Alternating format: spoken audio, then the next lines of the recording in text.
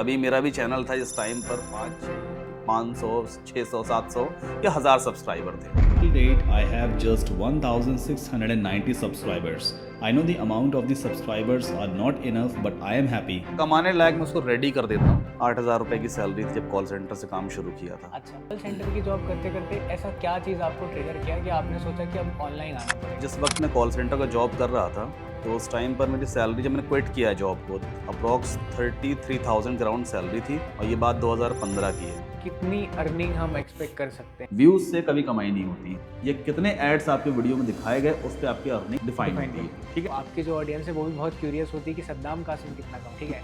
उस फिगर पे खैर हम नहीं जाएंगे, वो हम बाद में डिस्कस करेंगे। मेरे चैनल पे YouTube ने सोनी वाला ऐड दिखाया, रेवेन्यू 1 करोड़ का आया है। 60 लाख जो है ना वो मैं क्रिएटर्स को बांट दूंगा, उनके वीडियो पे ऐड दिखाऊंगा। मतलब 1000 व्यू पे बहुत कम मिलता है, $4 $5 पर 1000 व्यू मिल जाता है। और क्या दूसरे तरीके होते हैं जिससे हम यूट्यूब के थ्रू पैसे कमा सकते हैं? अगर आप महीने का फॉर एग्जांपल 50,000 रुपये कमा रहे हो ना, तो ये कुछ भी नहीं कमाते यार। मतलब महीने का आप समझ लो एक छोटा सा वीडियो का भी 1 लाख रुपए आराम से दे देते हैं। 2020 में तो मैंने अब सबसे पहली कार खानदान में ली थी, हुंडई वेन्यू। उसके बाद अभी रिसेंटली लास्ट ईयर मैंने MG ग्लॉस्टर ली है, तकरीबन 48-50 लाख रुपए के आसपास की पड़ी है वो। कि अगर हम वर्डप्रेस सीख रहे हैं तो वर्डप्रेस सीख के हम कितने समय में एक अर्निंग करने लग जाएंगे? कई सारे मेरे ऐसे स्टूडेंट हैं जिन्होंने उस कोर्स को ज्वाइन करके अपनी खुद की एजेंसी स्टार्ट की है। आप फ्री में जाके अकाउंट क्रिएट कर सकते हैं, फ्री में वीडियोस बना सकते हैं। इंटरनेट पे बिजनेस स्टार्ट करना बहुत आसान है।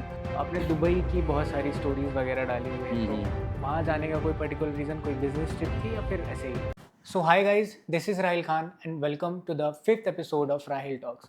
आज के जो हमारे गेस्ट हैं उनका नाम सद्दाम कासिम है, और आज के टाइम पे जबकि जॉब पाना इतना डिफ़िकल्ट है, इतना टफ है, उन्होंने ऐसे समय पे अपनी एक हाई पेइंग जॉब छोड़ करके वापस अपने होम टाउन आए और वहाँ पे उन्होंने अपना खुद का बिज़नेस स्टार्ट किया। बिज़नेस से मेरा मतलब कि ऑनलाइन फील्ड में उन्होंने कदम रखा, और देखते ही देखते कुछ सालों में उन्होंने ऑनलाइन प्रेजेंस इतनी अच्छी बना ली। आज के टाइम पे उनके यूट्यूब के ऑलमोस्ट मिलियन सब्सक्राइबर हैं और 3.5 लाख के करीब इंस्टाग्राम पे फॉलोअर्स हैं। तो ज़्यादा देर ना करते हुए मैं आज का पॉडकास्ट स्टार्ट करता हूँ। आज के जो हमारे गेस्ट हैं उनको वेलकम करिए। सद्दाम भाई, thank you so much Rahul भाई for inviting me on this podcast. और I would like to correct you here, Rahil है मेरा नाम। राहुल मैंने क्या बोला? राहुल बोल दिया आपने। अरे यार राहिल ही बोलो, राहुल प्रोनाउंशिएट हो गया गलत। कोई बात नहीं। एक मिनट तो इसको। सद्दाम भाई, फर्स्ट क्वेश्चन ये है, why did you choose to be here on this podcast? Like आपका इतना बड़ा चैनल है, आप ऑलमोस्ट क्लोज हैं 1 मिलियन सब्सक्राइबर करने के लिए, और मेरे अभी बस 160 सब्सक्राइबर ही हैं यूट्यूब पे। तो well to be very honest, इसके 2 रीज़न हैं। जी, पहला रीज़न मैं आपको बताता हूँ कि मैं मोस्टली पॉडकास्ट करता नहीं हूँ। मुझे लगता है कि ये मेरी लाइफ का दूसरा पॉडकास्ट है। हाँ। एक मैंने लास्ट ईयर 2 साल पहले किया था, हाँ और अभी ये दूसरा पॉडकास्ट है, क्योंकि उतना वक्त मिलता नहीं है। हाँ बट अभी जैसे जैसे मैं देख रहा हूँ लोग इंटरनेट पे आते हैं, बहुत सारे क्रिएटर्स हैं ऐसे जो जिनको खुद कुछ नहीं आता है बट वो वीडियोस बना करके अपलोड कर रहे हैं, लोगों को मिसगाइड कर रहे हैं। हाँ सो मैंने ये एनालाइज किया है कि पॉडकास्ट करना अब ज़रूरी है। जो लोग अपनी लाइफ में ऑलरेडी कुछ अचीव कर चुके हैं, राय हमेशा में उनकी माननी चाहिए। बिल्कुल।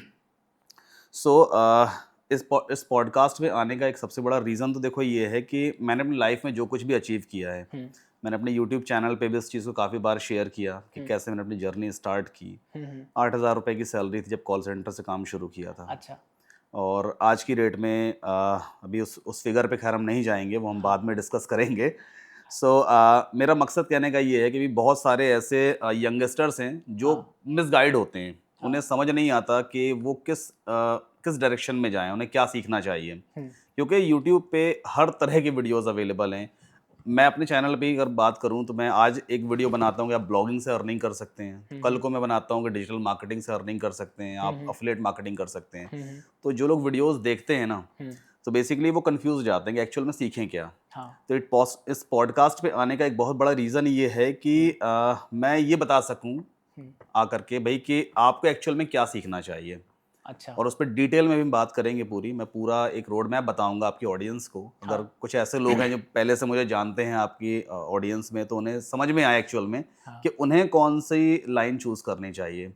और दूसरा रीज़न आपके चैनल पे आने का है, जैसे आपने कहा कि आपके फिगर्स अभी बहुत कम है बहुत कम है। In terms of subscribers. So मेरा मानना ये है कि हर छोटा क्रिएटर देखिए बड़ा होता है एक दिन। जी। कभी मेरा भी चैनल था जिस टाइम पर 5-6 500 600 700 या 1000 सब्सक्राइबर थे। हाँ। सो मैं उस चीज़ को बेटर फ़ील कर सकता हूँ कि एक बंदा जब एक नया यूट्यूब चैनल स्टार्ट करता है, टू बी वेरी ऑनेस्ट, तो उसको एक उम्मीद होती है कि मेरा चैनल ग्रो करेगा। हाँ। लोग जॉइन करेंगे, सब्सक्राइब करेंगे और ठीक है, पैसा-वैसा कमाना बात की बात है। बट एक बहुत बड़ा कॉन्फिडेंस तब आता है जब हम देखते हैं कि लोग हमारे चैनल को सब्सक्राइब कर रहे हैं, मतलब उन्हें हमारा कंटेंट पसंद आ रहा है। हाँ। हाँ। मैं चाहता हूँ कि जैसे आप हैं, आपका चैनल अभी ठीक है, ग्रो कर रहा है धीरे-धीरे, बढ़ेगा इंशाल्लाह आगे और भी जितने क्रिएटर्स हैं, अगर मेरा फेस दिखा करके हाँ। आपको कुछ बेनिफिट उससे मिलता है, आपकी ऑडियंस को सही वैल्यू मिलती है, हाँ। तो मैं डेफ़िनेटली आपके चैनल पे तो आया ही हूँ और भी जो लोग हैं, उनके चैनल पे डेफ़िनेटली जाना पसंद करूँगा। अच्छा। सद्दाम भाई, जैसा कि आपने बताया कि आप एक जॉब कर रहे थे, एक 9 to 5 जॉब, हुँ, और कॉल सेंटर की वो जॉब थी। तो उस कॉल सेंटर की जॉब करते-करते ऐसा क्या चीज़ आपको ट्रिगर किया कि आपने सोचा कि अब ऑनलाइन आना पड़ेगा, या फिर आपने अपना ये जो बिज़नेस का जो भी आपका काम था उसको आपने शिफ्ट किया?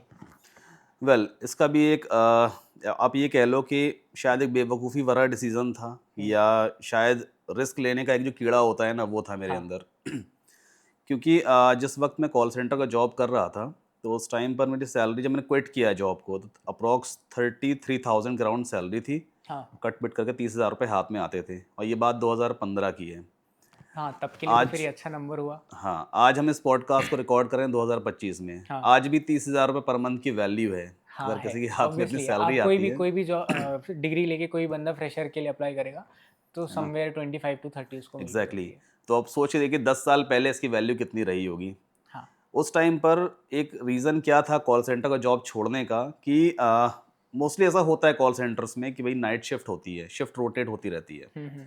और जो मेरा जॉब था बेसिकली वो मतलब शिफ्ट रोटेटिंग थी, ऑस्ट्रेलियन शिफ्ट थी मॉर्निंग की, फिर दोपहर में यूके, फिर नाइट यूएस वाली शिफ्ट थी। हुँ, हुँ। तो मुझे मोस्टली यूएस शिफ्ट मिलती थी। अच्छा। एंड एक बात और बताना चाहता हूँ कि मुझे नींद बहुत पसंद है, सोना बहुत पसंद है मुझे। तो अक्सर ऐसा होता था कि मुझे नाइट शिफ्ट ही मिलती थी। हाँ। 2 साल तो कर लिया जॉब, हाँ। लेकिन डिसाइड ही कर लिया पूरी ज़िंदगी रात को जाग कर के काम नहीं कर पाएँगे। अच्छा। फेड अप हो चुके थे, उस टाइम में प्रायोरिटी सैलरी-वैलरी नहीं थी। ये लगता था यार कि ठीक है सैलरी है, थोड़ा काम-वाम सीख लिया है, लेकिन आराम भी ज़रूरी है लाइफ़ में। हाँ।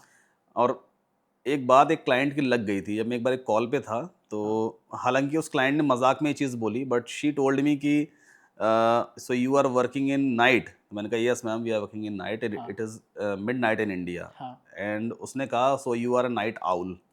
हाँ। उसने मज़ाक में बोला था कि आप मतलब रात के उल्लू हो, उल्लू रात को जागता है ना, हाँ। हाँ। हाँ। तो शी कॉल्ड अस कि आप नाइट के आउल हो, हाँ। हाँ। रात में काम करो। ये बात कहीं न कहीं रियलिटी थी, हम लोग भी ना रात को काम कर रहे थे। हाँ। हाँ। और इस चीज़ ने कहीं न कहीं एक मतलब माइंड में एक चीज़ पैदा कर दी यार कि ये पूरी लाइफ़ ही जॉब नहीं कर सकते।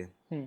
और हर कॉल पे एक ही पंच लाइन बोलना, thank you for calling, how can I help you, हाँ, काफ़ी वो फेड। ओपनिंग स्क्रिप्ट होती है। मैंने भी एक कॉल सेंटर में जॉब करी अमेज़न एग्ज़ैक्टली। के लिए। तो बीपीओ सेक्टर है वो, हुँ, कस्टमर हुँ। Service support. तो उनकी ओपनिंग एक स्क्रिप्ट होती है। कोई भी प्रॉब्लम बताएँगे तो हम उन्हें कुछ नहीं बोल सकते हैं। वो गाली बक दें, हमें हमको सुनना पड़ेगा। बट हमको वो स्क्रिप्ट के अनुसार ही पूरा। नहीं ख़ैर मेरा बीपीओ नहीं था, मेरा केपीओ था। मतलब अच्छा। हमारे जो क्लाइंट्स थे वो सारे यूएस, ऑस्ट्रेलिया, यूके के थे। हाँ। मतलब हाँ। ऐसा कोई जैसा नहीं एयरटेल या बीएसएनएल वाला कॉल सेंटर नहीं था। हाँ। वो प्रॉपर एक मतलब आईटी इंडस्ट्री का कॉल सेंटर था। तो we have to troubleshoot the issues of the clients on call. अच्छा। तो ये सीन था। अच्छा उसके बाद ये तो रीज़न हुआ कि रात को काम नहीं करना था और क्लाइंट की बात भी लग गई थी दिमाग पे। हाँ। तो उसके बाद फिर 2015 में डिसाइड कर लिया कि अब ये जॉब छोड़ देनी है। अच्छा। आगे का कोई प्लान नहीं था, क्या करना है आगे, ये हुँ। कुछ नहीं पता था, बस फेड अप हो चुके थे कि इस जॉब को नहीं करना है। और कोई भी बैकअप नहीं है क्या आगे का? कोई बैकअप नहीं था, कुछ भी प्लान था ही नहीं, करना क्या है। वर्डप्रेस तो मैं जानता भी नहीं था होता क्या है ये। अच्छा। कंपनी में कभी नाम सुना था, जो डेवलपर्स वाली टीम थी उनके मुँह से कभी सुनता था कि वो लोग आपस में बातें करते थे कि क्लाइंट को उनके वर्डप्रेस का प्रोजेक्ट चाहिए। हाँ। बस हाँ। उनके मुँह से वर्डप्रेस का नाम सुना था सिर्फ। और 2015 में फिर जॉब क्विट किया। उस टाइम दिल्ली में ही रह रहा था मैं। हुँ। 2-3 महीने वहाँ स्ट्रगल किया, थोड़ा बहुत ढूँढा और कोई दूसरी जॉब मिल जाए, बट कोई ढंग की जॉब मिली नहीं। अच्छा। फिर वही होता है ना कि आप 2-4 महीने कहीं ठोकर खाते हो, आप जाते हो, रिजेक्ट हो जाते हो। हाँ। एट लास्ट फेड अप होने के बाद ये समझ में आया कि अब कुछ टाइम घर चलते हैं। हुँ। 2 ढाई महीना घर पे यार थोड़ा रेस्ट करेंगे, एक पेरेंट्स के साथ रीस्टार्ट रहेंगे। लेते हैं। हाँ, एक रीस्टार्ट करेंगे बाद में। तो यहाँ आ गए। हाँ।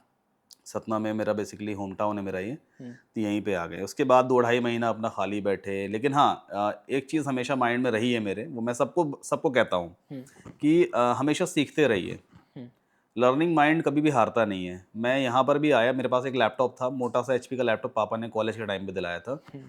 मतलब अगर आप मेहनत करते हैं ना, तो रियल बताऊँ मैं आपको सक्सेस मिलती ही है।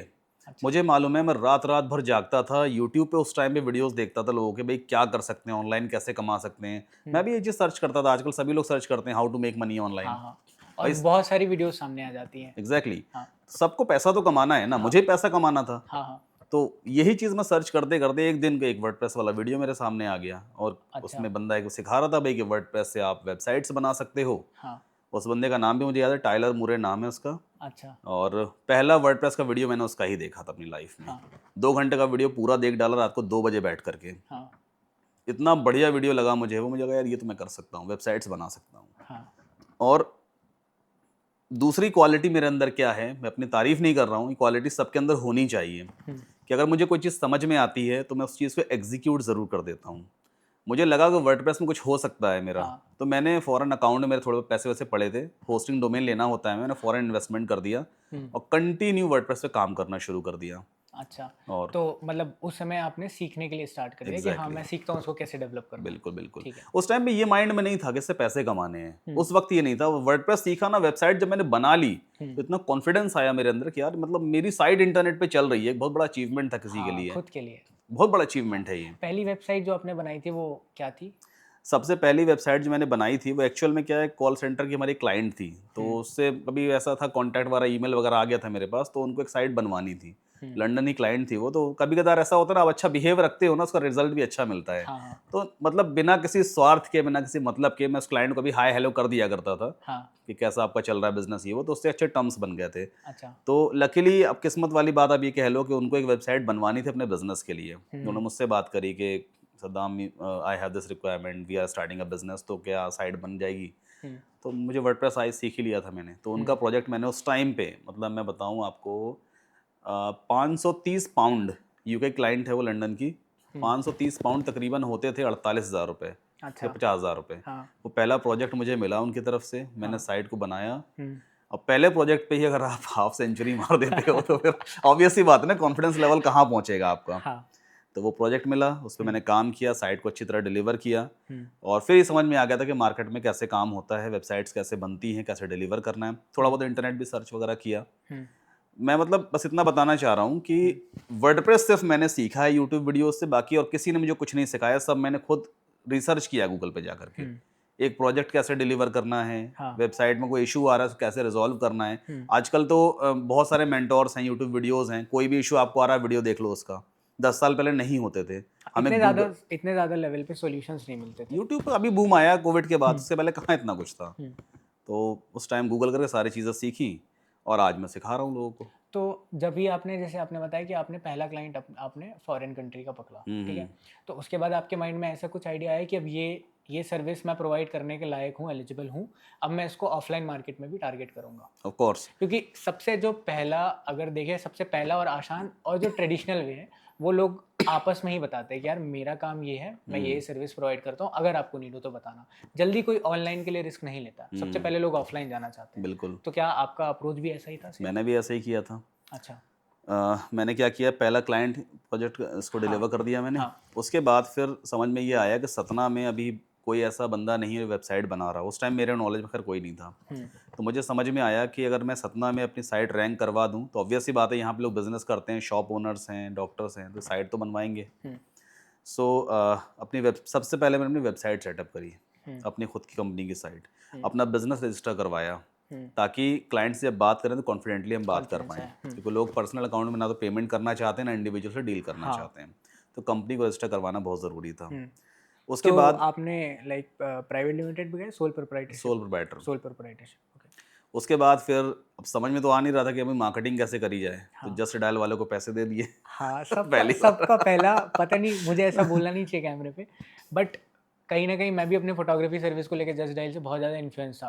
हुँ, फिर मैंने उनके जो पुराने कस्टमर्स रहे, उनके कमेंट्स सुने, देखे, तो हुँ, वो मुझे थोड़ा-सा स्कैम के साइड ज़्यादा लगा कि वो एक बार आपसे पैसे ले लेते हैं और फिर वो बोलते हैं कि हम इसको बाद में बंद कर देंगे जब भी आप चाहें, बट वो कटते रहते हैं पैसे, कटते रहते हैं पैसे। लेकिन जस्ट डायल का देखिए ऐसा है, मैं आपको रियल फीडबैक दूँगा। हाँ, मैंने पहली बार उनका एक पैकेज लिया तो मुझे 2 प्रोजेक्ट्स मिल गए थे उसमें रियल। सतना के अच्छा। क्लाइंट्स मिले थे, वो शायद मेरे लोकल सिटी के पहले क्लाइंट्स थे। हाँ, तो 2 क्लाइंट मिले, उसके बाद कोई तीसरा क्लाइंट मिला ही नहीं कभी। फिर मैंने उनका अपग्रेड भी किया, उसके बाद कोई क्लाइंट नहीं मिला। हाँ। Then I left Just Dial. हुँ, अब उसके बाद फिर काम तो करना था मार्केट में, तो फिर अब कैसे क्या किया जाए? तो फिर मैंने फ्रीलांसिंग स्टार्ट की, क्योंकि फ्रीलांसिंग का थोड़ा बहुत मैंने अपनी कंपनी में सुन रखा था भाई, थोड़ा बहुत कभी हमें बैठाया गया था कंप्यूटर पे कि भाई फ्रीलांसिंग में प्रोजेक्ट्स वगैरह कैसे लेते हैं, बिड वगैरह कैसे करते हैं, थोड़ा बहुत आइडिया था उसका। अच्छा। तो फ्रीलांसिंग करना शुरू किया। 2 महीने तक कंटिन्यू गूगल किया भाई, और प्रोजेक्ट में प्रपोजल कैसे इम्प्रूव किया जाता है, क्लाइंट से कैसे बात करनी, सब कुछ सीखा ऑनलाइन बैठ करके। 2 महीने लगे रहे, और लकीली 2 या ढाई महीने के बाद पहला रिप्लाई एक क्लाइंट का आया मेरे पास, और उस क्लाइंट की मैंने साइट बनाई। $300 पहले प्रोजेक्ट का बजट था। हुँ। पहला प्रोजेक्ट था फ्रीलांसिंग के ज़रिए। तो फ्रीलांसिंग के लिए आपने अप्रोच कहाँ से करी? Like there are various platforms जहाँ पे आप अपने आप को रजिस्टर कर सकते हैं, जैसे फाइवर है, अपवर्क है। तो ये आपको कैसे लाइक ये प्रोजेक्ट आपको मिला? वो ऐसे है कि अपवर्क पे ही मैं गया। हुँ, अपवर्क का पहले नाम होता था elance.com। अच्छा। अपवर्क तो बाद में हुआ, पहले इलांस हुआ करता था, 2013-14 की बात है। हुँ, तो कंपनी में 1-2 बार हम लोग को आईटी वाले बंदों के साथ बैठाया गया था, तो हमने वहाँ पे देखा भाई कि इलांस कोई प्लेटफॉर्म है जहाँ से लोग प्रोजेक्ट्स वगैरह उठाते हैं। अच्छा। कभी थोड़ा बिड करने के लिए हमको बैठाया गया। हुँ, सो उसका आइडिया था, मैंने प्रोफाइल तभी बना लिया था elance.com पे। फिर वो जब अपवर्क में कन्वर्ट हो गया तो हमारा प्रोफाइल अपवर्क पे आ गया। अच्छा। उसके बाद फिर पहला क्लाइंट मिला, अच्छे से काम कर दिया, उस क्लाइंट को काम पसंद आया बहुत ज़्यादा। $300 बहुत बड़ा बजट नहीं था, क्योंकि 2 ई-कॉमर्स वेबसाइट बनानी थी उतने बजट में, और उस टाइम में 18,000 रुपये होते थे। हुँ, खैर कोई बात नहीं है, उस प्रोजेक्ट को अच्छी तरह से कंप्लीट किया, क्लाइंट का अच्छा रिव्यू मिला। फिर उसी क्लाइंट ने 12-13 और वेबसाइट्स दी मुझे, उसी क्लाइंट ने सेम? उसी क्लाइंट ने। अच्छा। तो एक ही क्लाइंट ऑन द से, सेम बजट? हाँ, नहीं सेम बजट पे नहीं था। फिर उसके बाद दूसरा प्रोजेक्ट मैंने बढ़ा के लिया, क्योंकि उसको काम पसंद आ गया था, हाँ, ट्रस्ट हो चुका था। तो थोड़ा मार्केटिंग के एथिक्स मुझे भी मालूम थे कि एक बार अगर बंदे को भरोसा हो गया नाम पे, तो हम थोड़ा बहुत चार्ज एक्स्ट्रा कर सकते हैं। हुँ, तो दूसरा प्रोजेक्ट शायद $410 या $420 का मैंने उसको पिच किया एक वेबसाइट का। अच्छा। वो हैप्पी था, उसने बनवा ली। इसी तरह से तकरीबन उस क्लाइंट ने मेरे को 1.5 से 2 लाख रुपए के टोटल प्रोजेक्ट्स दिए। फिर से एक नया बूस्ट मिला कि हाँ। भाई एक क्लाइंट इतना दे सकता है, मतलब पोटेंशियल तो बहुत है फ्रीलांसिंग में। फ्रीलांसिंग में? फिर कंटिन्यू किया, उस क्लाइंट के रिव्यू तो आ चुके थे मेरे पास, प्रोफाइल फ्रेशर रहा नहीं, कंटिन्यू काम करते रहे, नए नए क्लाइंट्स मिलते चले गए। हुँ, और फिर अपवर्क पे तकरीबन अभी तक मैंने $50,000 से ज़्यादा ही अर्न किया है। मतलब अच्छा। इतना मेरे प्रोफाइल पे अवेलेबल है, अगर कोई देखना चाहे हुँ, तो आप डिस्क्रिप्शन में लिंक दे देना। हाँ, श्योर। वो प्रॉपर मेंशन्ड है, $50,000 मैंने अर्न किया है। अच्छा। सदाम भाई, एक बहुत सारे जो नए फ्रीलांसर्स हैं, हम्म तो एक मिथ बोल लूँ या शायद ये सच्चाई भी है कि फ्रीलांस वेबसाइट में आपको पहला प्रोजेक्ट लेने में बहुत प्रॉब्लम होती है। क्या सही है ये? ऑफ कोर्स ऐसा है। तो सीधा सा लॉजिक है। हाँ। आपके घर में काम लगेगा, तो आप किसी नए बंदे से काम करवाने से बेटर है आप एक्सपीरियंस बंदे को काम दोगे, ऑब्वियसली। है ना? यही चीज़ है। हुँ, अपवर्क पे भी सेम यही सीन है कि अगर एक नया फ्रेशर जाता है जिसके पास कोई रिव्यूज़ नहीं है, उसके पास कोई रेटिंग्स नहीं, कोई एक्सपीरियंस नहीं दिख रहा है, तो उसे काम मिलने में थोड़ी दिक्कतें होंगी। लेकिन ऐसा नहीं उसे काम नहीं मिलता, क्योंकि फिर दूसरी बात यहाँ पे ये भी आ जाती है भाई कि हर बंदा कभी ना कभी शुरुआत तो ज़ीरो से ही करता है। ऑब्वियसली। मैंने भी ज़ीरो से शुरुआत की थी ना। हुँ, अब उसे कई सारे तरीके हैं प्रोजेक्ट्स लेने के। ऐसा नहीं है कि आपके पास रिव्यूज़ नहीं है तो आपको प्रोजेक्ट मिलेगा ही नहीं। हुँ, आप क्या कर सकते हैं, आपको कस्टमर को ट्रस्ट दिलाना पड़ेगा भाई कि आपको काम आता है। हुँ, तो फॉर एग्जांपल एक कस्टमर है, क्लाइंट है, उसने प्रोजेक्ट डाला कि मुझे एक अपने बिजनेस के लिए साइट बनवानी है, या मेरा कपड़े का स्टोर है उसके लिए साइट बनवानी है फॉर एग्जांपल, ठीक। उसने ये प्रोजेक्ट पब्लिश किया है। अब आप क्या करो, अगर उसे कपड़े की बिजनेस के लिए वेबसाइट बनवानी है ना, तो आप 4-6 वेबसाइट अलग अलग डोमेन में पहले से बना के रखो जो कपड़े इंडस्ट्री से रिलेटेड ही हो, अच्छा। गारमेंट से रिलेटेड हो। ठीक, ठीक। आप अपने प्रपोजल में उन्हीं साइट्स को मेंशन कर दो कि sir I have already developed websites for clothes business and these are some of the live websites. जब वो बंदा देखेगा ना, अगर उसने पहली लाइन में रीड कर लिया कि कपड़े की ही वेबसाइट आपने ऑलरेडी बना रखी है, चाहे फ्रेशर है उससे कोई मायने नहीं रखता, वो आपके लिंक पे जरूर जाके देखेगा अगर आपका प्रपोजल थोड़ा सा आउटस्टैंडिंग है क्राउड से। और अगर उसे आपके डेमो साइट्स पसंद आ गई, काम पसंद आ गया, तो वो आपसे बात कर लेगा। दूसरा फैक्टर ये भी है कि आपका प्राइसिंग थोड़ा ठीक होना चाहिए, बहुत कम भी नहीं कि हमें लगे भाई कि हम क्लाइंट ने बजट मेंशन किया $500, हम सोच रहे हैं अपना वही इंडियन वाला दिमाग लेकर चलते हैं, सबसे सस्ता देंगे तो प्रोजेक्ट मिल जाएगा। तो हमने क्या करा, $100 दे दिया उसको कि हम $100 बना देंगे, तो क्लाइंट समझ जाता है कि आपसे प्रोजेक्ट लेने के लिए बस यहाँ पे बैठे हो, आप इसलिए नीडी हो काफ़ी ज़्यादा। हाँ। वो आपके स्किल को जज करेगा, आपकी जो प्रपोज्ड प्राइस है। तो प्राइस हमेशा ऐसा रखें, एकदम नहीं $500 ही रखें, आप $250-300 तक चार्ज कर सकते हैं। और अब जो पोर्टफोलियो है बेसिकली उसमें सैंपल साइट देना बहुत ज़रूरी है। और प्रपोजल जो है वो लंबा चौड़ा ना हो, कहानी की तरह नहीं होना चाहिए। पॉइंट टू पॉइंट बात करिए, क्लाइंट के पास इतना टाइम नहीं है कि पूरा प्रपोजल बैठ के पढ़ेगा वो।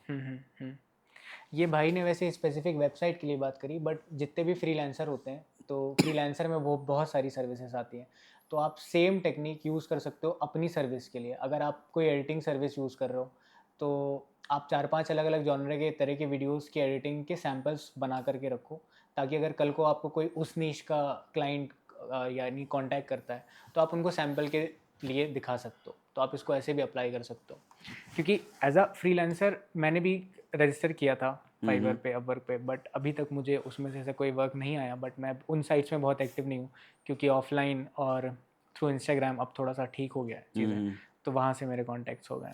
ज़्यादातर मैं एक चीज़ बताऊँ, लोग अपवर्क पे फेल हो जाते हैं। अपवर्क हो, यूट्यूब हो, ब्लॉगिंग हो, कोई भी इंडस्ट्री हो, मोस्टली लोग फेल होते हैं। उसका एक बहुत बड़ा रीज़न यही है कि लोगों के पास पेशेंस नहीं है। सबको वन नाइट में सक्सेस चाहिए। मेरे पास बहुत सारे ऐसे स्टूडेंट्स हैं जो कहते हैं सर हमने अपवर्क पे जाकर के अकाउंट क्रिएट किया, फाइवर पे क्रिएट किया, क्लाइंट्स को प्रपोजल भेज दिया, बट कोई रिप्लाई नहीं आ रहा है। बहुत कॉमन सा क्वेश्चन है, कोई रिप्लाई नहीं आ रहा है। तो एक्चुअल में आपके अलावा 50 और लोग हैं जो प्रपोजल भेज रहे हैं। आप तो फ्रेशर हो, एक्सपीरियंस लोग भी भेज रहे हैं, उनको टेक्निक मालूम है क्लाइंट को कैसा प्रपोजल भेजना है। तो आपको डे बाय डे इंप्रूव करना पड़ेगा। लोग क्या सोचते हैं, हमने 10 क्लाइंट को प्रपोजल भेजा है, एक प्रोजेक्ट तो एटलीस्ट मिलना ही चाहिए था हमें। जब वो नहीं मिलता ना तो वो फेड अप हो जाते हैं, उनको मतलब एक डिसअपॉइंटमेंट हो जाता है कि यार नहीं होता, ये चीज़ काम नहीं करती है। मैंने एक लाइन स्टार्टिंग बोली थी, जब मैंने शुरू किया था 2-2.5 महीने के बाद मुझे पहला प्रोजेक्ट मिला था। अगर मैं भी अपना पेशेंस लेवल लूज़ कर देता, मैं 10 दिन तक प्रपोजल भेजता क्लाइंट को, उसके बाद मालूम चलता नहीं होता कुछ भी, छोड़ देता, तो शायद आज यहाँ आपके साथ नहीं बैठा होता। मेरी तो फ्रीलांसिंग जर्नी वहीं ख़त्म हो जाती ना। तो हर इंडस्ट्री पेशेंस मांगती है। आप यूट्यूब पे वीडियोस वगैरह अपलोड करो, एकदम से नहीं चलते वीडियोस। नहीं चलते। आप 6 महीने 1 साल आपको लग के वीडियोस अपलोड करना ही होगा, बशर्ते इसके कि भाई व्यूज़ क्यों नहीं आ रहे हैं हमारे, या सब्सक्राइबर नहीं बढ़ रहे हैं हमारे, ये सब चीज़ पर ध्यान नहीं देना होता है। आप कॉन्टेंट डालिए ना, वो अपने आप यूट्यूब के एल्गोरिदम ही ऐसे काम करता है कि वो उसको बूस्ट करेगा, और कंटेंट अच्छा है तो। और टाइम लगता है। फ्रीलांसिंग में भी यही चीज़ है, आप प्रपोजल भेजते रहिए। एक टाइम बाद अपवर्क का एल्गोरिदम ऐसे ही काम करेगा कि आपका जो प्रोफाइल है वो सजेशंस में जाने लग जाएगा क्लाइंट को। क्लाइंट को जब भी क्लाइंट अपना प्रोजेक्ट पब्लिश करेगा, तो अपवर्क खुद आपकी प्रोफाइल सजेस्ट करेगा कि he is a good developer, you can talk to him, you can invite him on your project. अच्छा। तो हर चीज़ पेशेंस और रेगुलर कंसिस्टेंटली मेहनत मांगती है। अच्छा, फिर भाई फ्रीलांस का जो आपका करियर स्टार्ट हो गया था, उससे यूट्यूब पे आपका ट्रांजिशन कैसे हुआ? अच्छा, ये भी एक कमाल का सवाल है, और इसकी भी जर्नी बड़ी मज़ेदार है जी। क्योंकि मुझे वर्डप्रेस आता था, और जब वर्डप्रेस आ रहा था ना तो मैं सोच रहा था कि यार जो चीज़ मुझे आती है ना वो चीज़ मैं दूसरों को सिखाऊं। सो यूट्यूब चैनल 2016 में स्टार्ट किया। मोटिव बिल्कुल ये नहीं था कि पैसे कमाने हैं, और यकीन भी नहीं था कि यूट्यूब से लोग पैसे कमाते हैं, बिलीव ही नहीं था। बस मज़े के लिए कि यार जो चीज़ आती है ना, एक वीडियो बना के डाल देते हैं, और अपने दोस्तों को लिंक भेज दिया करते, देखो यार मैंने वीडियो बनाया है। एक वीडियो बनाना बहुत मतलब क्रांतिकारी काम था ना। लोग मूवीज बनाया करते थे, हम मूवीज देखा करते थे यार। अब मैं खुद अपना वीडियो बना लूं तो मेरे लिए तो बहुत रेवोल्यूशनरी काम हो गया ये। तो मैं वीडियो बनाकर अपने दोस्तों को भेजता था, यार देख वीडियो कैसा है ये। तो बताया करते थे वीडियो तो बहुत अच्छा है, इसमें ये कमी है वो, जैसे पहले ये आइडिया नहीं था कि बैकग्राउंड नॉइज भी कोई चीज़ होती है, कुछ भी बैकग्राउंड नॉइज आ गया, लाइटिंग कुछ पता नहीं था, ऑडियो का इतना आइडिया नहीं था, बस ये लगा मोबाइल रखो वीडियो रिकॉर्ड कर लो, हो गया। अच्छा। तो यूट्यूब पे वर्डप्रेस से रिलेटेड वीडियोस बनाना शुरू किया। वर्डप्रेस आता था, काम कर रहा था क्लाइंट के साथ, तो मुझे मालूम था चैलेंजेस क्या आते हैं। तो छोटे छोटे इश्यूज जो हुआ करते थे ना, उससे रिलेटेड वीडियोस बना दिया करता था मैं। और ये भी जर्नी कैसे स्टार्ट हुई, जब मैं क्लाइंट साथ काम किया करता था अपने, तो मेरे क्लाइंट्स को जब प्रोजेक्ट मैंने डिलीवर किया तो वो कहते थे यार ये चीज़ में दिक्कत आ रही है, कैसे रिजॉल्व होगी। तो मैं इनको टेक्स्ट की जगह ना वीडियो रिकॉर्ड कर दे दिया करता था, देखो मैं वीडियो में एक्सप्लेन कर दे रहा हूँ, इंग्लिश में रिकॉर्ड करता था वीडियो को, sir I am sending you a video, और इस वीडियो में आपका सारा रिजोल्यूशन है, तो एक्सप्लेन करता था। तो वहाँ से थोड़ा समझ में आया वीडियोज़ में बना सकता हूँ। वही सेम वीडियो उठा के यूट्यूब पर अपलोड करना शुरू कर दिया। अब यूट्यूब पे गया वीडियो, मन में ये था नहीं कि भाई पैसे कमाने हैं, व्यूज़ आएंगे, तो कंटिन्यू बनाते गए वीडियो अपने। धीरे धीरे उसका एल्गोरिथम ही ऐसे काम करता है कि सब लोगों ने सब्सक्राइब करना शुरू किया। 2 लोग 4 लोगों ने देखा, करते करते वो 1000 सब्सक्राइबर 2020 में हो गए। मतलब 4 साल में 1000 सब्सक्राइबर हुए मेरे। 2020 में मेरे पहले 1000 सब्सक्राइबर हुए, और मोनेटाइज भी चैनल तभी हुआ था, वॉच आवर खैर बढ़ गया था क्योंकि सारे जो वीडियोस थे वो प्रॉब्लम सॉल्विंग थे। हाँ तो लोग उसको एंड तक देखते थे, उनको प्रॉब्लम सॉल्व होती हुई दिखती थी इसमें। हाँ, तो वॉच टाइम ठीक ठाक आ रहा था। हाँ लेकिन सब्सक्राइबर ज़्यादा नहीं थे। 2020 में लोगों ने मतलब 1000 सब्सक्राइबर का अचीवमेंट वो कंप्लीट करवाया। और जो पहली इनकम आई वो $35 की थी। हालांकि वो मुझे क्रेडिट नहीं हुई थी, लेकिन जो 1 महीने का इनकम दिखाया मोनेटाइज होने के बाद $35 था। अच्छा। और फिर वहाँ से फिर जब समझ में आया कि भाई इससे भी पैसे वैसे आ सकते हैं, तो फिर दिमाग इसके पैसे की पहले तरफ आपने गया। बिल्कुल भी ऐसा नहीं सोचा था कि मैं यूट्यूबर बनूंगा या फिर इससे कभी कुछ नहीं, अर्निंग वगैरह होगा? ख्यालों में नहीं था कि यूट्यूबर बनना है। हाँ दूसरों के वीडियोस देखा करता था मैं। मतलब जो लोग, जिन लोगों के साथ आज मेरा कंपटीशन है यूट्यूब पे, कंपटीशन नहीं कहेंगे, मतलब ऐसे लोग जिनके बराबरी में मेरा चैनल आ बराबरी में गया आ है, गए। हाँ। कभी मैं उनको वीडियोस देख के सीखता था चीज़ों को, हम्म। और आज उनके साथ मेरा चैनल है, तो अच्छा लगता है। और कभी सोचा ही नहीं था कि यूट्यूब पे आकर के कभी लाखों सब्सक्राइबर्स हो जाएंगे, ये प्ले बटन रखा है पीछे ये मिल जाएगा ऐसा कोई ख्यालों में नहीं था मेरे। लेकिन अच्छा। वही बात देखिए घूम फिर के वहीं आ जाती है। हम्म। मेरा मोटिव ये नहीं था पैसे कमाना, इसलिए मैं कंटेंट पे ध्यान देता गया। हाँ। तो मैं सभी को ये चीज़ कहता हूँ, आप अपने काम पे ध्यान दीजिए, हम्म। सक्सेस अपने आप आपके पीछे आएगी। हम्म। तो अगर अभी आज के टाइम पे लगभग हमारी पूरी जनरेशन ही ऑनलाइन शिफ्ट हो रही है, सब कुछ डिजिटल हो रहा है, हर किसी को ऑनलाइन प्लेटफॉर्म पे आना है, अपनी एक पर्सनल ब्रांडिंग करनी है, अपने खुद के कंटेंट बनाना है। तो अगर इस चीज़ में कोई बहुत इनिशियली स्टार्ट कर रहा है, आपकी फील्ड हो गई जैसे वर्डप्रेस की, बाकी किसी की डिजिटल मार्केटिंग से रिलेटेड है, किसी की वीडियो एडिटिंग से रिलेटेड है, किसी की सिनेमेटोग्राफी से रिलेटेड है, तो कुछ ऐसी टिप्स जो आपने अपनी जर्नी में, मतलब आपकी जर्नी में जिन चीज़ों ने आपको हेल्प करी हो, ऐसा कुछ अगर आप बताना चाहें तो? देखिए, किसी को भी स्टार्ट करना है और ऑनलाइन करियर अपना, हम्म। तो सबसे पहली चीज़ तो एक स्पेसिफिक होना बहुत ज़रूरी है। हम्म। वही बात फिर से रिपीट करूँगा, मेरे जैसे और क्रिएटर्स हैं जो हर एक नए टॉपिक पर एक वीडियो डालते हैं। आजकल एआई चल रहा है, तो एआई की वीडियोस बहुत आ रहे हैं। हम्म। पहले डिजिटल मार्केटिंग खूब चलता था, हम्म। फिर ड्रॉप शिपिंग खूब चलता है, उसके वीडियोस लोग डालते हैं। हम्म।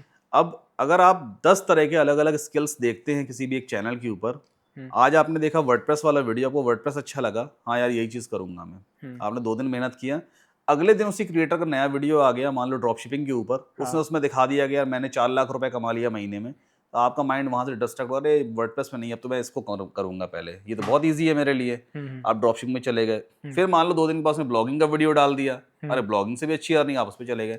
ऐसे आप कहीं रह नहीं पाओगे। आप आपको 10 नीश सिलेक्ट करनी पड़ेगी। एक टॉपिक सेलेक्ट करना बहुत ज़रूरी है, एक कैटेगरी चूज़ कीजिए जिसके ऊपर आप काम कर सकते हो।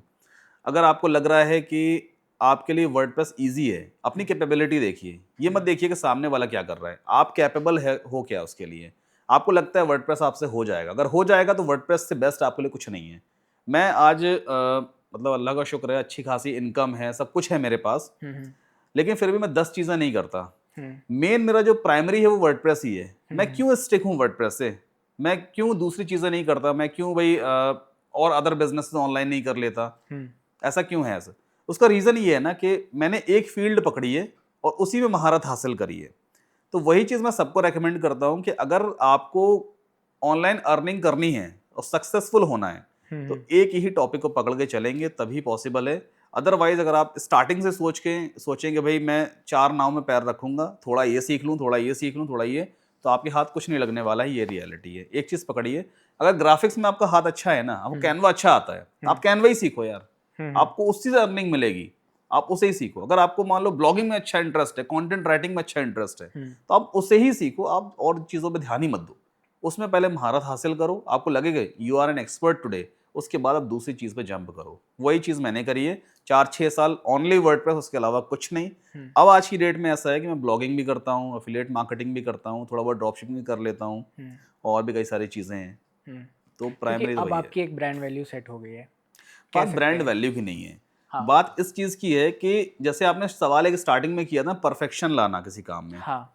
तो वही चीज़ मैं कहता हूँ, आप जो भी चीज़ मतलब जो भी स्किल आप लेके चल रहे हो ना, उसमें आपको एक्सपर्ट होना ज़रूरी है।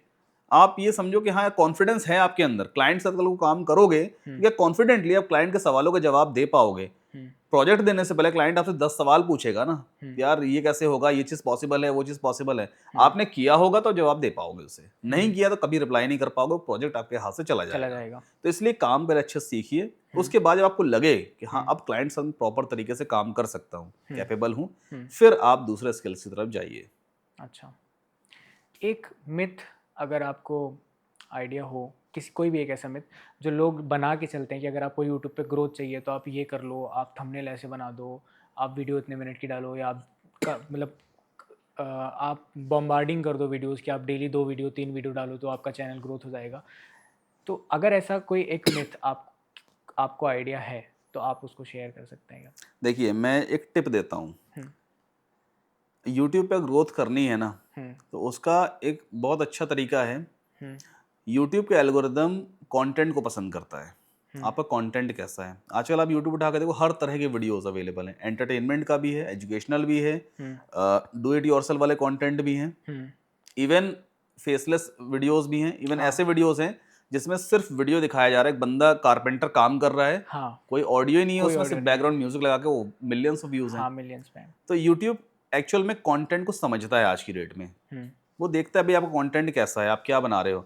हम्म, अब होगा क्या, जैसे फॉर एग्जांपल आपने आज की डेट में एक वीडियो बनाया कि प्लांट कैसे लगाते हैं। For example areca palm plant है। हम्म, अब आपने एक वीडियो बनाया कि एरिका पाम प्लांट को आप अपने घर में किस तरह से लगाओगे, गार्डन में कैसे लगाओगे। एक सिंपल सा वीडियो आपने बना दिया। हम्म, यूट्यूब क्या करेगा, जब भी कोई नया वीडियो पब्लिश होता है ना, तो उसको वो कुछ लोगों को भेजता है, सजेशंस में जाता है।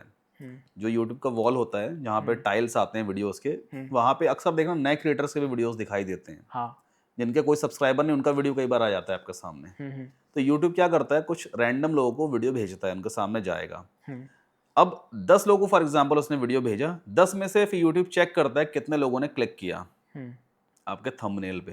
तो थंबनेल तो डिफाइन करेगा ना आपके वीडियो में क्या हाँ, चीज़ हाँ, है। हाँ, अब 10 में से फॉर एग्जांपल 2 लोगों ने अगर सिर्फ क्लिक किया है, हम्म, तो यूट्यूब को समझ में आता है इसका थंबनेल अच्छा नहीं है। हम्म, तभी यार 10 को मैंने भेजा है, 2 लोग खाली क्लिक कर रहे हैं, 8 लोगों ने क्लिक ही नहीं करा। हम्म, तो थंबनेल का रोल यहाँ पे आता है कि आपका थंबनेल अच्छा क्यों होना चाहिए। हम्म, थंबनेल अपीलिंग होना चाहिए, क्योंकि यूट्यूब के वॉल पे छोटे छोटे थंबनेल दिखाई देते हैं, इतना बड़ा थंबनेल नहीं दिखता है। हाँ, अब उस छोटी सी चीज़ में ही आपको अपनी पूरी वीडियो को डिफाइन करना पड़ेगा भाई कि आपकी वीडियो में क्या कंटेंट आपने कवर किया हम्म, है ना, और बहुत अट्रैक्टिव तरीके से। हम्म, तो थंबनेल का रोल यहाँ पर है कि आपके पास अच्छे थंबनेल्स होने चाहिए। अच्छा, बहुत लाइटिंग वाइटिंग की जरूरत नहीं, सिंपल टेक्स्ट भी अगर लिखा है ना आपने, लेकिन यूजर को क्लियर हो रहा है कि हाँ ये कंटेंट इसमें कवर किया है, तो वो उस पर क्लिक कर देगा बंदा। अब फॉर एग्जांपल 2 लोगों ने सिर्फ क्लिक किया है, ठीक है। अब क्या होगा, वीडियो उनके सामने चल जाएगा। हम्म, अब मान लीजिए आपने वीडियो में अच्छा कंटेंट कवर नहीं किया, आपने थंबनेल पे लिख रखा था कि एरिका पाम प्लांट कैसे लगाते हैं, और वीडियो में आपने बता दिया कि यार एरिका पाम प्लांट, मैं तो ऐसे ही झूठ कह रहा था, मैं तो खरीद के लाया हूँ, देखो ये गमले में रख दिया मैंने उठा के, आप आ गए, मेरा काम हो गया। है ना।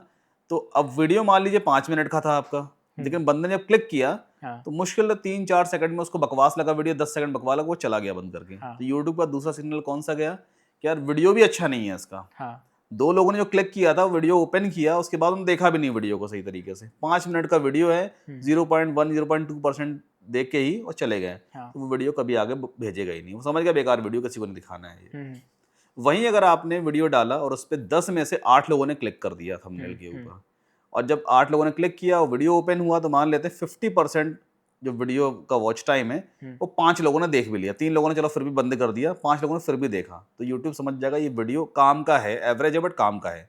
वो और 100 लोग को भेजेगा, फिर उसमें कैलकुलेट करता है भाई कितने को पसंद आ रहा है वीडियो, इसी सारे फैक्टर पे। फिर उसमें से अगर उसको लगता है ठीक है सब कुछ, तो और आगे बढ़ाता है। इस तरह वीडियोस वायरल होना शुरू होते हैं।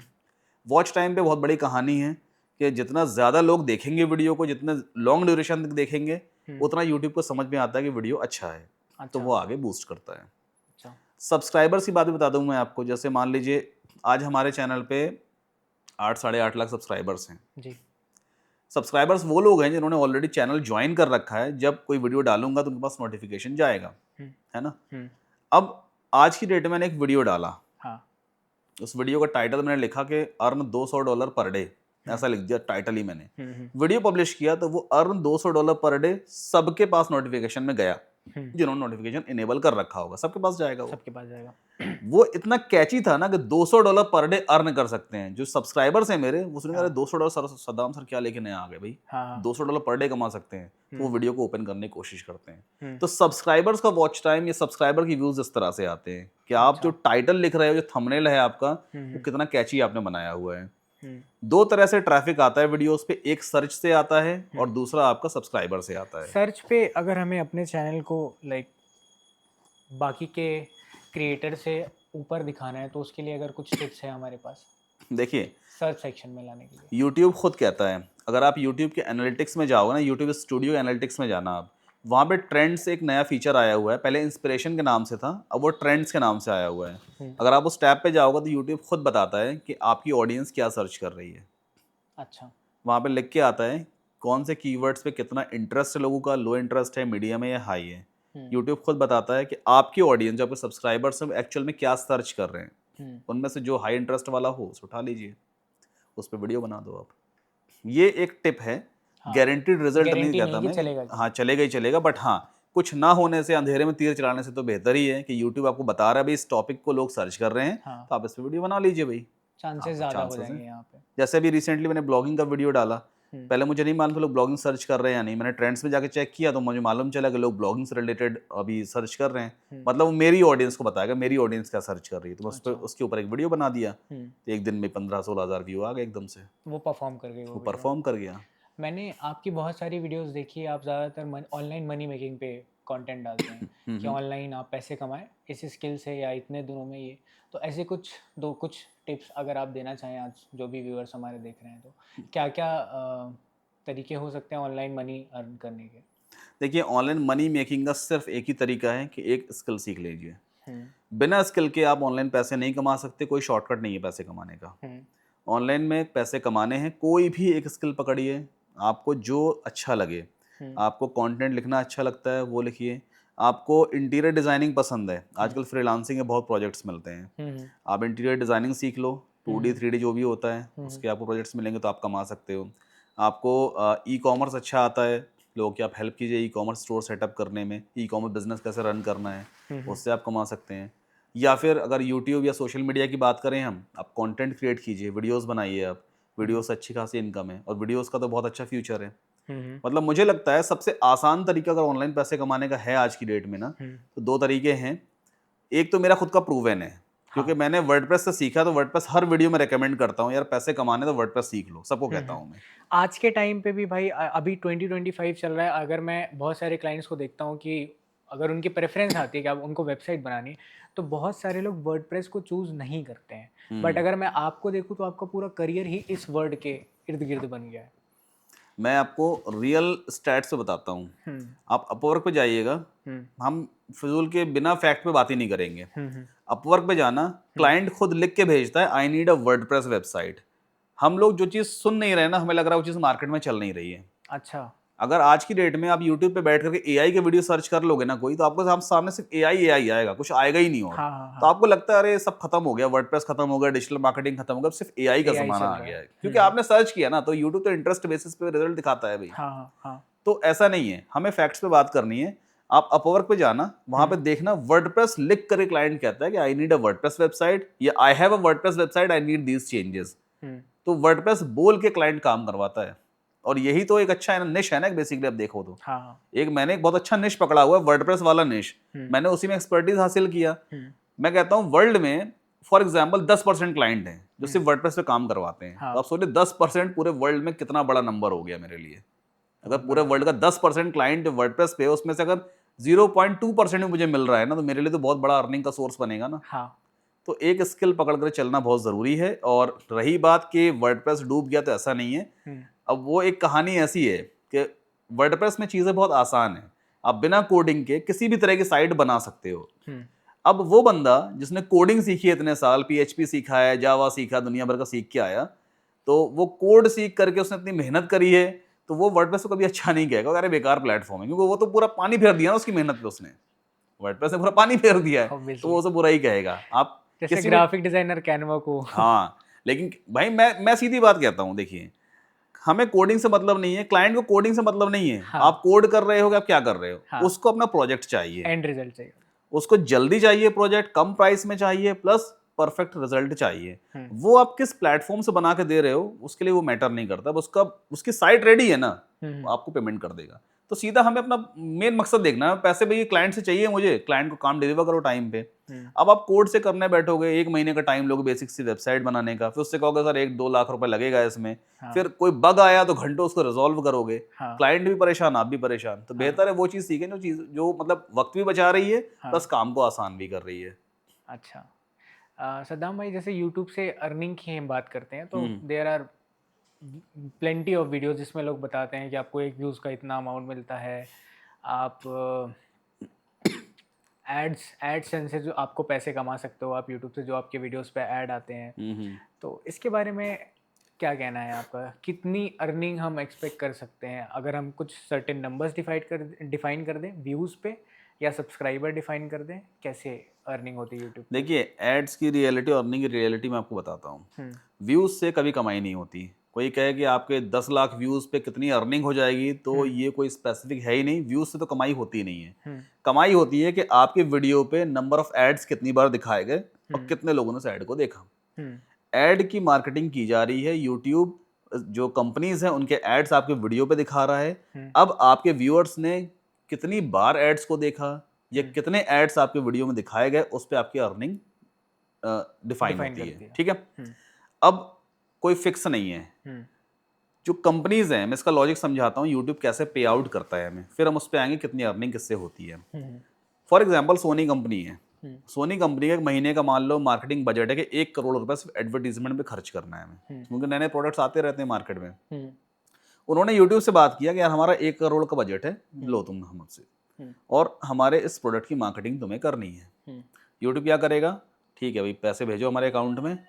अब यूट्यूब के पास खुद का तो कुछ है नहीं भाई। यूट्यूब के पास क्या है? हम जैसे क्रिएटर्स ही तो है ना, हमारे चैनल्स हैं, तो यूट्यूब वो प्लेटफॉर्म है हाँ। basically। तो यूट्यूब क्या करेगा? हम मतलब यूट्यूब ने एक प्रोग्राम बना दिया कि भाई आप क्या करो, हमारे इस प्रोग्राम को ज्वाइन करो, तो हम आपके वीडियोस पे ऐड दिखाएंगे। अच्छा। सीधा लॉजिक ये है। हाँ। और यूट्यूब कहता है कि उसमें हम एक काम करेंगे, कुछ मतलब परसेंटेज ऑफ कमीशन शेयर करेंगे। मतलब जो रेवेन्यू 1 करोड़ का आया है, तो उसमें उसने क्या डिसाइड किया कि मान लेते हैं 40 करोड़ सॉरी 40 लाख रुपए उसने अपने पास रखा, और वो 60 लाख जो है ना वो मैं क्रिएटर्स को बांट दूंगा, उनके वीडियो पे ऐड दिखाऊंगा, जिसके भी जितने ऐड दिखेंगे उसको उतना अमाउंट में ट्रांसफर करता रहूंगा।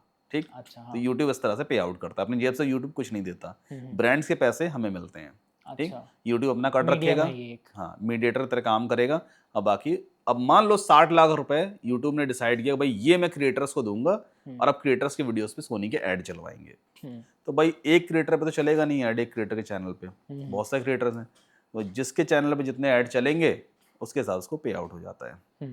अब मान लीजिए मेरा चैनल है, मेरे चैनल पे यूट्यूब ने सोनी वाला ऐड दिखाया। वीडियो के स्टार्टिंग में एक ऐड आता है, स्टार्टिंग में मोस्टली आ ही जाता है, और बीच में फिर भी बीच में यूट्यूब अपने हिसाब से देखता है यूजर का क्या इंटरेस्ट है, कितनी देर यूजर कहाँ, मतलब एंगेजमेंट के बेसिस पे वो एडवर्ट दिखाने लग जाता है, मिडिल एड्स जो होते हैं, है ना। अब क्या है इसमें कि मान लीजिए मेरे वीडियो पे 10,000 व्यू आए। ठीक।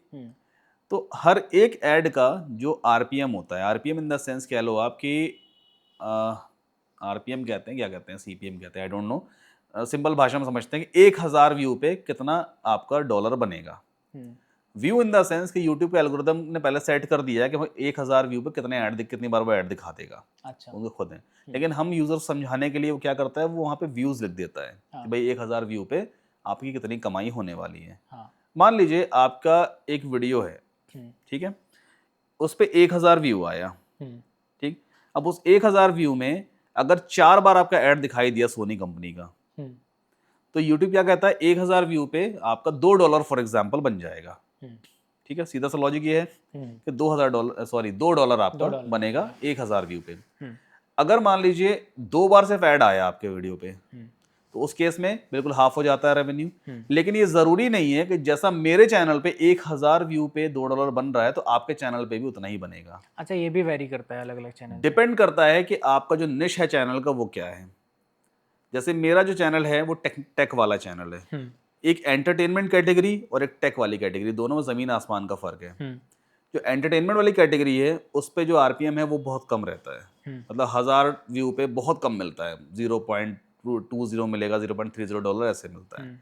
टेक्नोलॉजी वाले पे $4 $5 पर 1,000 व्यू मिल जाता है। अच्छा। तो ये डिपेंड करता है कि आपका जो निश है चैनल का वो क्या है। व्यूज से मतलब नहीं है कि भाई 10,000 व्यू है तो आपका $10,000 बन जाएगा या $5,000 बनेगा, ऐसा नहीं है। आपका निश क्या है उस पर डिपेंड करता है अर्निंग आपकी, प्लस आपके वीडियोस में कितनी बार ऐड को दिखाया गया, और वो यूट्यूब तब डिसाइड करेगा अगर आपने मैनुअली ऐड नहीं लगाए हैं तो। एक होता है ना ऑटो एड्स, यूट्यूब खुद दिखाता है, वो इस चीज़ पे डिसाइड करता है यूट्यूब कि भाई यूज़र का एंगेजमेंट क्या है। जैसे हमने वीडियो आपको प्ले करा, फॉर एग्जांपल आपका वीडियो मुझे बहुत अच्छा लग रहा है, मैं देखता चला जा रहा हूँ, कहीं पे एक ऐसा की पॉइंट आएगा यूट्यूब पर समझ में आएगा बंदा बहुत देर से वीडियो देख रहा है, मतलब इसको इंटरेस्ट तो आ गया है, तो वहीं पे वो फटाक से रोक करके एक ऐड ऐड दिखा दिखा देगा। देगा। अब चूंकि मैं रुका हुआ हूँ वीडियो पे, तो उसको मालूम है यार वीडियो देखता रहेगा, ऐड रहेगा। दिखाओ कोई दिक्कत नहीं, इसको फर्क नहीं पड़ने वाला, हाँ, 5 हाँ। सेकंड ऐड दिखाओ फिर कंटिन्यू देखेगा ये।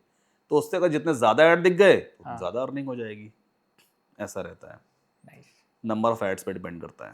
ओके।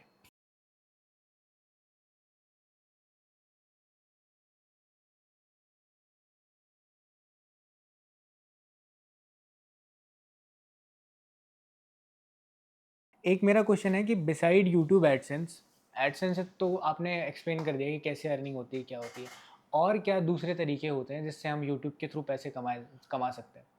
देखिए एडसेंस तो एक आप ये कह लो बहुत पुराना मेथड हो गया अर्निंग करने का, वो एक नेटिव मेथड है।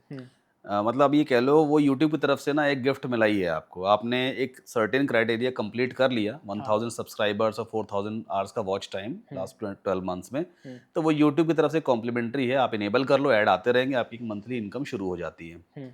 लेकिन सिर्फ एडसेंस ही नहीं है, ये तो आप समझ लो अगर एडसेंस से अगर आप महीने का फॉर एग्जाम्पल 50,000 रुपये कमा रहे हो ना, तो ये कुछ भी नहीं कमाते आप।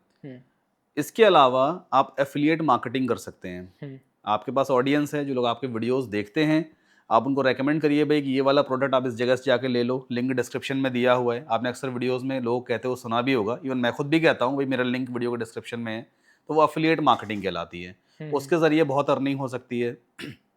या अगर आपका खुद का कोई प्रोडक्ट है, फॉर एग्जांपल आप ई कॉमर्स स्टोर चला रहे हो, या कोई डिजिटल प्रोडक्ट है, फॉर एग्जांपल आपके पास कोई ई बुक है, या कोई ऑनलाइन कोर्स है, रिकॉर्डेड कोर्स है, जैसा भी व्हाट्सएप कोर्स है, तो आप उसे सेल कर सकते हो, उससे बहुत अच्छी अर्निंग हो जाती है। ब्रांड्स के कोलैबोरेशन के लिए आपके पास मेल आएंगे, अगर आपके पास ऑडियंस अच्छी है, लोग आपके वीडियोस को देख रहे हैं, तो ब्रांड्स भी इस चीज़ पर नज़र रखते हैं भाई किसके पास कैसी ऑडियंस है, कितना एंगेजमेंट आ रहा है, कितने व्यूज़ आ रहे हैं, तो वो आपको अप्रोच करेंगे, और एक एक ब्रांड के प्रमोशन का आप 1-2 लाख रुपए ले सकते हो आराम से। अच्छा। मतलब मैं खुद भी कई सारे ऐसे ब्रांड्स के साथ काम करता हूँ जो मतलब महीने का आप समझ लो एक छोटा सा वीडियो का भी 1 लाख रुपए आराम से दे देते हैं। अगर एक छोटा सा वीडियो भी 10 मिनट का प्रमोशन भी करेंगे तो 1 लाख रुपए आराम से बन जाता है।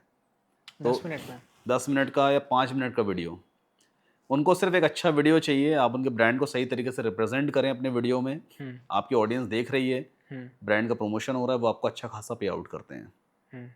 तो ऑडियंस बिल्ड करना देखिए ज़रूरी है, ऑडियंस है तभी सब कुछ पॉसिबल है। अच्छा, इसके बाद एक और सवाल आता है सद्दाम भाई कि जैसे आपने अर्निंग की इतनी सारी चीज़ें बता दी, आपने इतने सारे तरीके भी बता दिए कि इन चीज़ों से हम अर्निंग कर सकते हैं, क्योंकि आप इस चीज़ से कर भी रहे हैं और आप एक बड़ा फिगर बता रहे हैं। तो हमारी जो ऑडियंस है, या मैं कहूँ आपकी जो ऑडियंस है, वो भी बहुत क्यूरियस होती है कि सद्दाम कासिम कितना कमा रहा है, ठीक है? उनके क्या एसेट्स हैं, उन्होंने क्या क्या फ्यूचर प्लान रखे हैं, या फिर अभी तक जब से उन्होंने अपना यूट्यूब करियर स्टार्ट किया आज अभी तक उनके पास कितने एसेट्स, या क्या क्या उन्होंने इकट्ठा कर लिया? देखिए अर्निंग की बात नहीं करते हैं यहाँ पे कि हम कितना कमाते हैं, कितना कमाते हैं वो देखो हमारे वीडियो से, या जहाँ मैं ट्रैवल वगैरह करता हूँ, जो चीज़ें हैं मेरे पास वो सब चीज़ें बयां कर देती हैं। मैं अपने ज़बान से कहूँ कि मैं इतना कमाता हूँ महीना, तो वो ठीक नहीं होगा। हाँ। फिर भी आप मान के चले महीने का 6 to 7 फिगर डॉलर्स में हो जाता है, मतलब रुपीज़ की बात नहीं कर रहा हूँ। 6 to 7 फिगर इनकम डॉलर्स में एक बहुत बहुत अच्छा अमाउंट होता है। हाँ। उतना हो जाता है। अगर एसेट्स की बात करें तो अभी 2020 में तो मैंने अपनी सबसे पहली कार खानदान में ली थी, हुंडई वेन्यू। हालांकि थी वो 10-11 लाख रुपए की, बट मेरे लिए बहुत बड़ा अमाउंट था वो। उसके बाद अभी रिसेंटली लास्ट ईयर मैंने MG ग्लॉस्टर ली है, तकरीबन 48-50 लाख रुपए के आसपास की पड़ी है। वो एक एसेट नहीं कहेंगे हम, एक शौक के लिए हमने एक चीज़ ले ली है। एसेट तो तब होता ना जब उसकी वैल्यू बढ़ती, वैल्यू तो गिरने ही वाली। खैर वो कार है हमारे पास। और अभी रिसेंटली हमने एक प्लॉट लिया था, काफ़ी बड़ा प्लॉट है, तो उसमें क्रिकेट टर्फ वगैरह बनवा रहे हैं। अच्छा। क्योंकि मेरा माइंड ना हर टाइम मतलब बिजनेस पे चलता रहता है। ऑनलाइन तो ठीक है, सब चल रहा है, बहुत अच्छा फर्स्ट क्लास है, बट कभी कभी लगता है कि कुछ ऑफलाइन भी होना चाहिए। क्योंकि एक इंटरनेट की दुनिया का एक बहुत बड़ा सच ये भी है कि यार इंटरनेट है, सब कुछ मतलब देखा जाए वर्चुअल ही तो है ना, सब कुछ डिजिटल है। अच्छा चल रहा है, चलता रहेगा और होना चाहिए, बट फ्यूचर किसी ने देखा नहीं है, तो अब हमेशा हमारे पास प्लान बी होना चाहिए। तो हमने भी क्रिकेट टर्फ वगैरह रेडी करवाया है, तो उसमें बेसिकली मकसद ये था कि खुद जाके खेलेंगे, क्योंकि और 24 घंटे बैठे रहो, लेटे रहो बस, तो बॉडी बहुत अनफिट हो गई है। तो प्लान ये था कि वहाँ पे क्रिकेट खेलने के लिए ग्राउंड बनवा लेते हैं और थोड़ा फिटनेस के लिए खेला करेंगे। बट फिर वहीं माइंड में क्लिक हुआ कि यार एक काम करते हैं, इसको एज अ बिजनेस भी चला के देख सकते हैं। तो उसका प्रॉपर एक प्रॉपर टर्फ बनवाया है। अभी अंडर कंस्ट्रक्शन है, तो उसको फिर एज अ बुकिंग वगैरह चलाएंगे, रहेगा सब कुछ ऑनलाइन ही। और हाँ, अभी एक AI टूल की हेल्प से मैं पूरे अपने टर्फ का पूरा एक एप्लीकेशन रेडी कर रहा हूँ, अच्छा, तो वो भी बहुत जल्दी अपने चैनल पे शेयर करूँगा। ये भी मेरा एक इसके बाद का नेक्स्ट ही क्वेश्चन था कि एआई इतना ज़्यादा बूम कर रहा है आज के ट्रेंड में, तो कौन से एआई हैं जो आपके वर्कफ्लो को ईजी करते हैं? सबसे पहली चीज़ तो मैं बहुत सारे टूल्स यूज़ करता हूँ जो मेरे बिजनेस को ऑटोमेट करते हैं। एक है पैबली कनेक्ट। पैबली कनेक्ट एक काफ़ी अच्छा ऑटोमेशन टूल है, प्लेटफॉर्म है। फीस तो लेता है मंथली, बट अभी ये कह लो मेरे 10 एम्प्लॉय के काम अकेले कर देता है, अच्छा। तो वो यूज़ करता हूँ पैबली। हम्म, दूसरा है रेपलेट AI। आजकल मुझे कोई भी सॉफ्टवेयर डेवलप करना है, कोई भी कॉम्प्लेक्स वेब एप्लीकेशन डेवलप करनी है, वेबसाइट नहीं, वेबसाइट तो वर्डप्रेस से बेस्ट नहीं होता है, लेकिन हाँ सॉफ्टवेयर वगैरह बनाने हैं अगर, या मोबाइल एप्लीकेशन बनानी है, तो मैं रेपलेट AI यूज़ करता हूँ, काफ़ी सही प्लेटफॉर्म है। और उसी से अभी मैं अपने टर्फ का पूरा मतलब एप्लीकेशन रेडी कर रहा हूँ, अभी वो टेस्टिंग में है। दूसरा ग्राफिक्स के लिए हम लोग यूज़ करते हैं कैनवा। कैनवा से बेस्ट मुझे कुछ नहीं लगता, क्योंकि ठीक है फोटोशॉप में काम अच्छा हो जाता है, बट अभी कैनवा में भी चीज़ें बहुत आसान हो गई हैं, तो कैनवा यूज़ करता हूँ।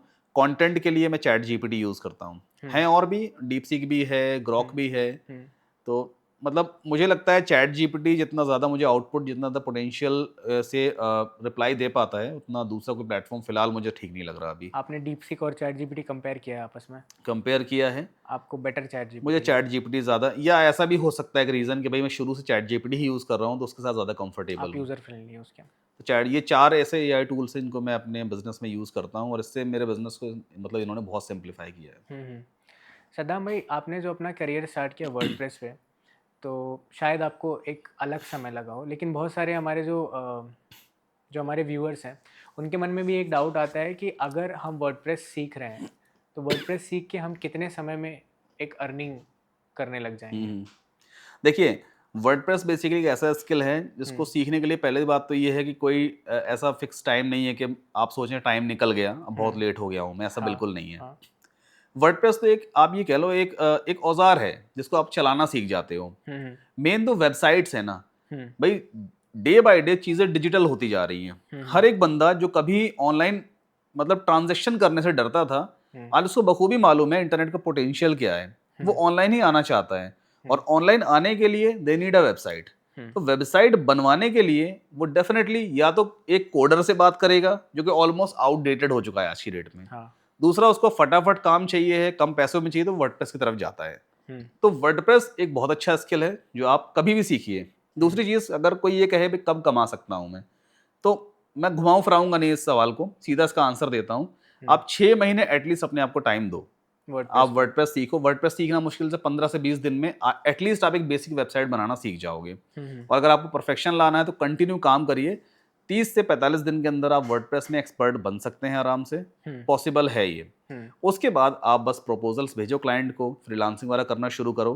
थोड़ा टाइम आपको देना पड़ेगा। लोकल क्लाइंट्स अगर आपके हैं कुछ, या आपको लगता है भाई कि मैं गूगल पे जा करके या एड्स वगैरह चलवा करके या फेसबुक ऐड के जरिए लोकल क्लाइंट लीड ले सकता हूँ, वो करो आप। ओवरऑल मतलब काम सीखने के बाद थोड़ा आपको एडवर्टीजमेंट वगैरह करना पड़ेगा, तो इससे मतलब 6 महीना तो एटलीस्ट आपको देना पड़ेगा। 6 उसके महीना बाद, मिनिमम टाइम लेके चलते हैं।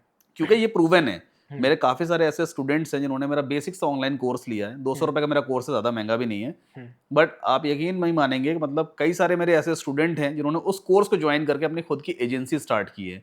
एक पुणे में है, कल एक बेसिक वाले?